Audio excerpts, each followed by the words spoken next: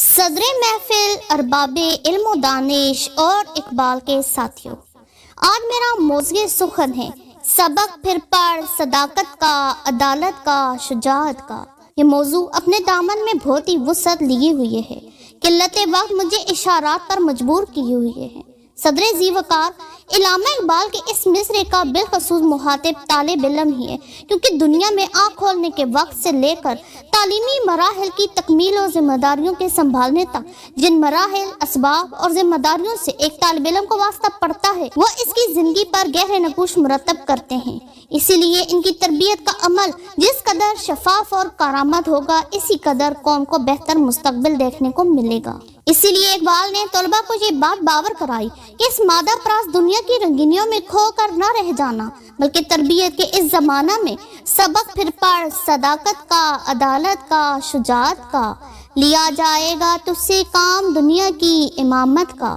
حاضرین محترم، تاریخ عالم شاہد ہے کہ دنیا بھر کی تمام بڑی تحریکیں اور انقلابات انہی طلباء کے عزم جواں، بازو ہمت اور جذبہ قربانی کا کرشمہ ہے، بلکہ ان کا ولولہ تازہ اور گرم خون بڑے بڑے عالموں، سیاستدانوں اور باعمل فلسفیوں کو بھی میدان عمل میں لے آیا، اور حریت و فکر کا ٹھاٹھے مارتا سمندر یوں امڈ آیا کہ منزل مراد ان کے قدموں کو بوسہ دینے پر مجبور ہو گئی۔ چشمے فلک گواہ ہے کہ تحریک پاکستان کا ہر اول دستہ صداقت، عدالت اور شجاعت کے لباس سے مزین ہے۔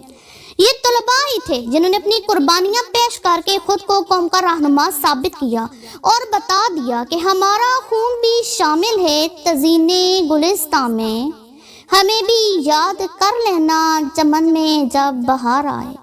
جناب والا، آخر کوئی توجہ تھی کہ شاعر مشرق علامہ محمد اقبال کی شاعری کا محور اور ان کی آرزو اور جستجو کا مرکز یہی طلباء تھے، جو ان کے نزدیک ستاروں پر کمندیں ڈالنے، اکابر رو بیدار کرنے اور خودی کے زور پر تمام دنیا پر چھا جانے کی صلاحیتوں سے بہراور ہیں۔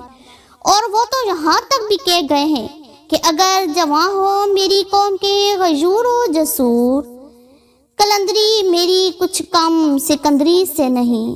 لیکن صدر ذی وقار، افسوس صد افسوس، آج کا جوان علامہ اقبال کی خواہشات کے برعکس زندگی گزار رہا ہے۔ آج اس کی منزل مشرق سے ابھرنے والے صداقت، عدالت اور شجاعت کے آفتاب کی بجائے مغرب میں ڈوبی ہوئی تاریکیاں ہیں۔ کاش آج کی یہ نسل مغرب کی اندھا دھند تقلید سے باز آ کر مستقبل کی ذمہ داریوں کو سمجھتی اور شاندار ماضی سے سبق سیکھتی۔ عیاں تھا جس کی نگاہوں پہ عالم اسرار، اسے خبر نہ ہوئی کیا ہوا پس دیوار۔ وہاں ہوئی ہے مسخر خدا کی پہنائی، یہاں دھری ہے ابھی تک پرے دستار۔ جناب صدر مکرم، کیا ہی اچھا ہوتا کہ میری قوم کے ایک ایک فرد کو یہ بات ذہن نشین ہو جائے اور اس پر پختہ یقین آ جائے کہ وہ زمانے میں معزز تھے مسلمان ہو کر، اور تم خوار ہوئے تارک قرآن ہو کر۔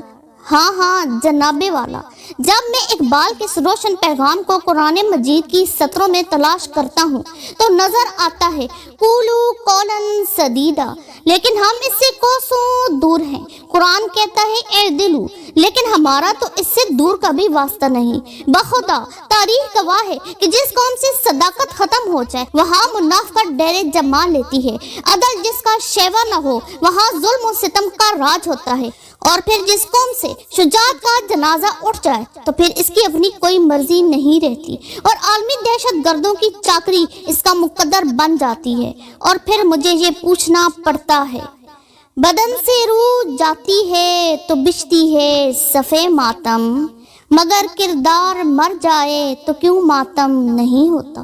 اس لیے عزیز ساتھیوں، گیا وقت تحریروں، تقریروں اور نعروں کا، آئیے آگے بڑھیے اور ثابت کیجئے کہ ہم کل بھی اقوام عالم کے امام تھے اور آج بھی دنیا بھر کو اپنی تقلید پر مجبور کر سکتے ہیں۔